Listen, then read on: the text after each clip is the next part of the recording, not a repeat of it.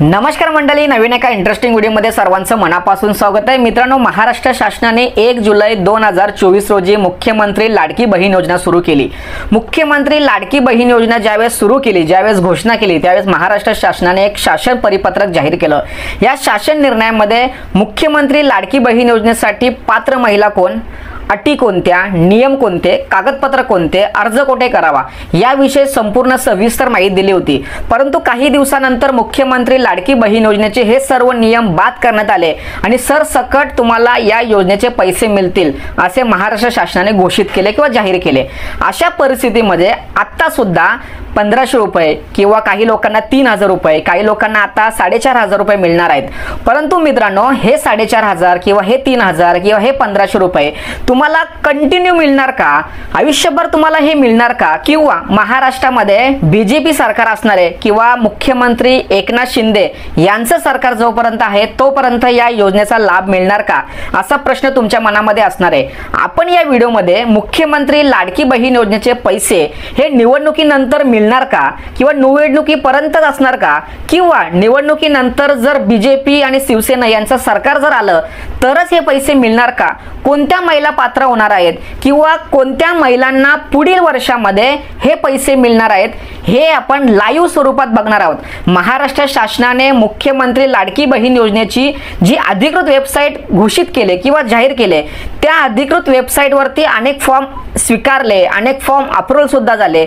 त्याच वेबसाईटवरती महत्त्वाच्या अटी किंवा नियम, पात्रता, अपात्रता हे सर्वपणे स्पष्टपणे सांगितलेले आहे। मात्र ह्या सर्व बाजूला ठेवून आता सध्या सर्वांनाच पैसे मिळतात। आपण हे नियम आणि अटी समजून घेणार आहोत की निवडणुकीनंतर हे सर्व नियम आणि अटी चालू केले जाणार आहेत का, याविषयी संपूर्ण माहिती जाणून घेणार आहोत। व्हिडिओला सुरुवात करण्यापूर्वी चॅनलवरती जर नवीन असाल तर कृपा करा चॅनलला सबस्क्राइब करा।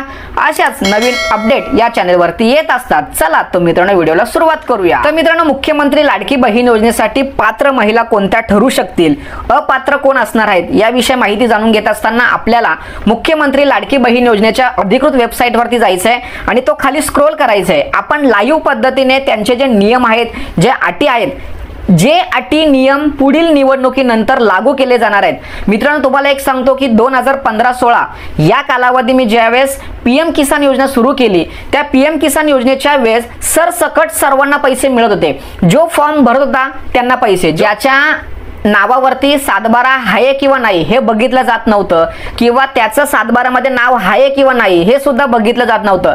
निवडणूक डोळ्यासमोर ठेवून सरसकट सर्वांना पैसे मिळत होते। त्याच धर्तीवरती मुख्यमंत्री लाडकी बहीण योजना काम करते का? मुख्यमंत्री लाडकी बहीण योजनेचे पैसे निवडणुकीपर्यंत सरसकट येणार का? मुख्यमंत्री लाडकी बहीण योजनेचे पैसे जर बीजेपी शिवसेना सरकार आलं तरच येणार का? मुख्यमंत्री लाडकी बहीण योजनेचे पैसे जे आता येत आहेत ते पुन्हा परत नंतर येणार का, याविषयी माहिती आपण जाणून घेणार आहोत। यासाठी आपल्याला त्यांच्याच मुख्यमंत्री लाडकी बहीण योजनेच्या अधिकृत वेबसाईटवरती जायचं आहे। चला तर जाणून घेऊया नेमकं नियम अटी काय आहेत आणि निवडणुकीनंतर ते कशा पद्धतीने फॉलो केले जाणार आहेत। तर मित्रांनो, आपण मुख्यमंत्री लाडकी बहीण योजनेच्या अधिकृत वेबसाईटवरती आल्यानंतर आपल्याला खाली स्क्रोल करायचं आहे। स्क्रोल केल्यानंतर इथे पात्र आणि अपात्र आणि अर्ज स्वीकार किंवा अर्ज प्रक्रिया असे 3 ऑप्शन दिसतात। यापैकी पात्रता नेमकी काय आहेत? जर समजा मुख्यमंत्री लाडकी बहीण योजनेचे पैसे निवडणुकीनंतर सुद्धा मिळावं असं जर वाटत असेल तर आपल्याला एक्झॅक्ट पात्रता काय ही सुद्धा समजून घ्यायची। आता सरसकट तुम्हाला पैसे मिळतात मान्य आहे, परंतु हेच नियम जे आहेत हे नियम निवडणुकीनंतर लागू केले जाणार। कारण एखादी योजना ज्यावेळेस मंजूर करण्याच्या स्टेप मध्ये असते त्यावेळेस त्यांना मंत्रालयाची परमिशन घ्यावी लागते किंवा विधानसभेची परमिशन घ्यावी लागते, आणि त्या विधानसभेच्या किंवा मंत्रालयाच्या परमिशनच्या वेळेस काही नियम आणि अटी समोर मांडाव्या लागतात। तर त्या धर्तीवरती तुमची ही योजना पुढे रन होत असते।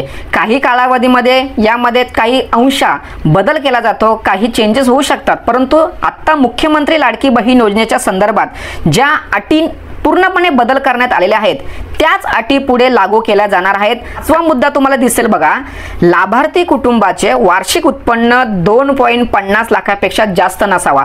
या मुद्द्याचा जर विचार आपण जर केला तर सर्वात महत्त्वाचा विषय बऱ्यापैकी महिला बाद होणार आहेत। कारण इथे लाभार्थ्या कुटुंबाचं, आता एका कुटुंबामध्ये 2.5 लाखापेक्षा कमी उत्पन्न आहे का, हा विचार तुम्ही स्वतः करा. आता प्रत्येक घरामध्ये कमवते व्यक्ती हे 2 ते 3 जण असतात.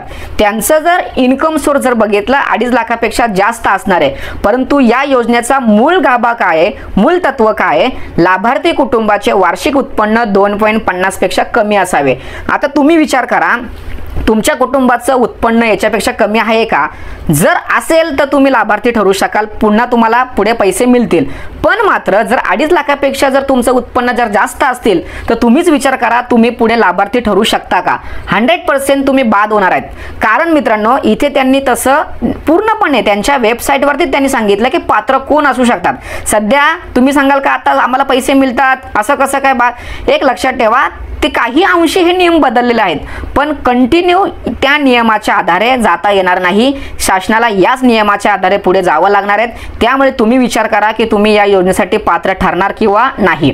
आता अपात्रता याच्यामध्ये जर विचार करायला गेलो, पहिलाच मुद्दा असा दिलाय की ज्यांच्या कुटुंबाचे एकत्रित वार्षिक उत्पन्न 2.50 म्हणजे 2.5 लाखापेक्षा कमी असलं पाहिजे. तुम्ही तुमचा विचार करावा की तुमच्या कुटुंबाचं 2.5 लाखापेक्षा कमी उत्पन्न आहे. अधिक असेल तर अपात्र, अधिक असेल तर आपण अपात्रता बघतोय, अधिक असेल तर अपात्र. सध्या तुम्हाला पैसे मिळतात, इट्स ओके, परंतु पुढे मात्र तुम्हाला याचे पैसे मिळणार नाही. त्यानंतर आयकर दाता कुटुंबातील सदस्य, तुमच्या कुटुंबातील एखादा व्यक्ती IT रिटर्न भरत असेल किंवा इन्कम टॅक्स फाईल बनत असेल तर त्या कुटुंबातील व्यक्ती किंवा सदस्य हा बाद होणार आहे. त्यानंतरचा तिसरा मुद्दा तुम्हाला इथे दिसेल की ज्यांच्या कुटुंबातील सदस्य नियमित कायम कर्मचारी म्हणून सरकारी विभाग, उपक्रम, मंडळ, भारत सरकार, राज्य सरकारच्या स्थानिक संस्थेमध्ये कार्यरत आहेत, सेवानिवृत्तीनंतर निवृत्ती वेतन घेत आहेत, तथापि 2.5 लाखापर्यंत उत्पन्न असलेले बाह्य यंत्रणेद्वारे कार्यरत असलेले कर्मचारी, स्वयंसेवी कामगार, कंत्राटी कर्मचारी पात्र ठरतील. म्हणजे तोच दिला, 2.5 लाखापेक्षा तुमचं कमी उत्पन्न पाहिजे. पुढे बघा एक ऑप्शन दिला त्यांनी, लाभार्थी महिला शासनाच्या इतर कोणत्याही योजनेचा लाभ घेतलेला नसावं. जर 1500 रुपयापर्यंत जर तुम्ही लाभ घेत असाल तर तुम्ही या योजनेसाठी पात्र नसणार. त्याचबरोबर तुमच्या कुटुंबातील सदस्य खासदार, आमदार असेल तर ठीक आहे. आता आमदार खासदार तर आपण नसणार, तो भाग सोडून द्या विषय. पण पुढचा एक बघा, ज्या कुटुंबातील सदस्य भारत सरकार, राज्य सरकार, बोर्ड, कॉर्पोरेशन, उपक्रमचे अध्यक्ष, उपाध्यक्ष, संचालक, सदस्य या सगळ्या गोष्टीमध्ये तुमच्या कुटुंबातील एखादा जरी व्यक्ती जर असेल तरी सुद्धा तुम्ही या योजनेसाठी पात्र नसणार. आता सर्वात महत्त्वाचा 7वा प्रश्न, ज्यांच्याकडे 4 चाकी वाहन, ट्रॅक्टर वगळून त्यांच्या कुटुंबातील सदस्यांच्या नावावर नोंदणीकृत आहे. घरामध्ये जर एखादी 4 चाकी गाडी जर असेल, घरामध्ये सदस्याच्या नावावर तो भाग सोडून द्या. समजा जो लाभ घेतोय त्या लाभार्थ्याच्या नावावर जर असेल तर तो बादच.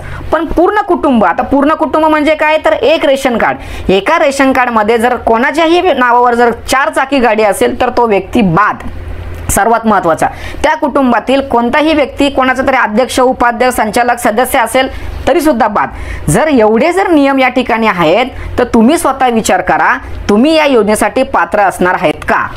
अशा पद्धतीने मित्रांनो, हे जर पात्र आणि अपात्र जर नियम जर आपण बघितले तर तुम्ही स्वतःला विचारा की तुम्ही पात्र आहात का? आता तुम्हाला पैसे मिळतात हे तुमचे नशीब, पण मात्र निवडणूक संपली किंवा हे सरकार जर पुन्हा आलं नाही तर तुम्हाला पैसे मिळतील का याचा तुम्ही विचार करा. किंवा जरी सरकार आलं तरी महाराष्ट्र शासन एवढा बोजा स्वीकारू शकतो का? नाही स्वीकारू शकत.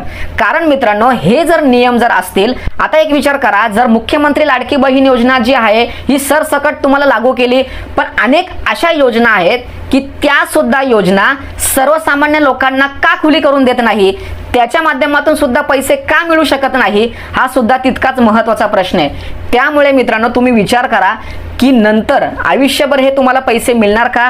किंवा निवडणुकीनंतर जर समजा हे नियम जर बदलले किंवा या नियमाच्या आधारे निकष ठरवले तर तुम्ही त्याच्यामध्ये पात्र असणार का? या सर्व गोष्टीचा विचार करायचा. आणि मी जे व्हिडिओचे थंबनेल बनवलंय, तुम्ही पात्र राहणार किंवा नाही राहणार याचं उत्तर तुम्हाला तुमचं मिळून जाणार आहे. मित्रांनो, अतिशय महत्त्वाची थोडीशी वेगळ्या पद्धतीची व्हिडिओ या ठिकाणी सादर करण्याचा प्रयत्न केलाय. सदर व्हिडिओ, सदर माहिती महाराष्ट्रातील प्रत्येक नागरिकांपर्यंत पोहोचवण्यासाठी सहकार्य करा. तोपर्यंत धन्यवाद. जय हिंद, जय महाराष्ट्र.